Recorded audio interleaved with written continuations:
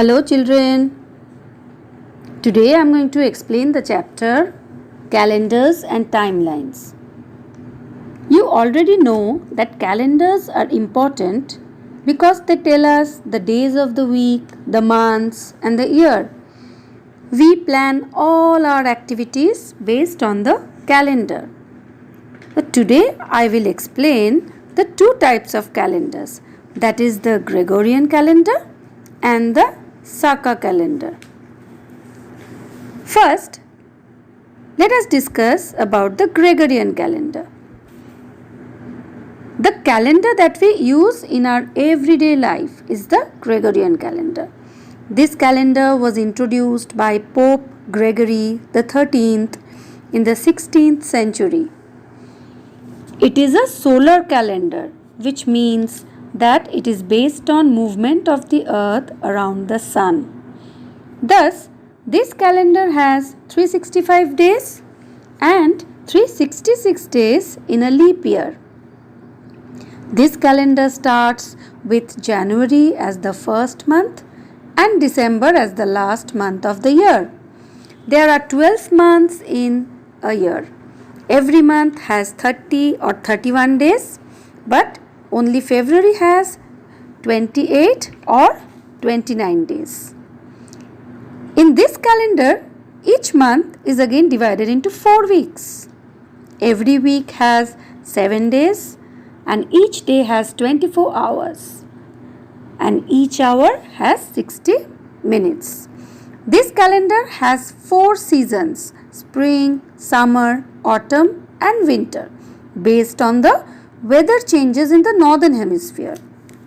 The next type of calendar is the Saka calendar. It is the Indian national calendar which is used in India along with the Gregorian calendar. It was adopted in 1957. It is based on the movement of the moon around the earth. This calendar starts with Chaitra as the first month and Falgun as the last month. There are also 12 months in this calendar.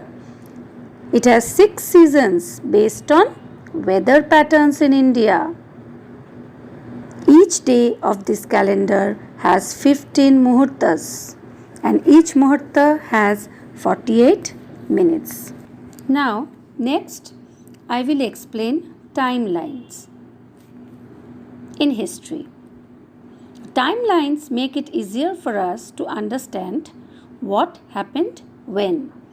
We all usually do certain things one after the other in an order. We do certain things in a sequence. When we arrange all the events in a sequence, we get to know what happened first, what followed, and what came after that, and so on. We use timeline to arrange events in a sequence, starting with the earliest date to the most recent date. Okay? Now, timelines are important to study history because they tell us when things happened. They also help us understand which events followed each other. Sometimes they also tell us why certain things happened.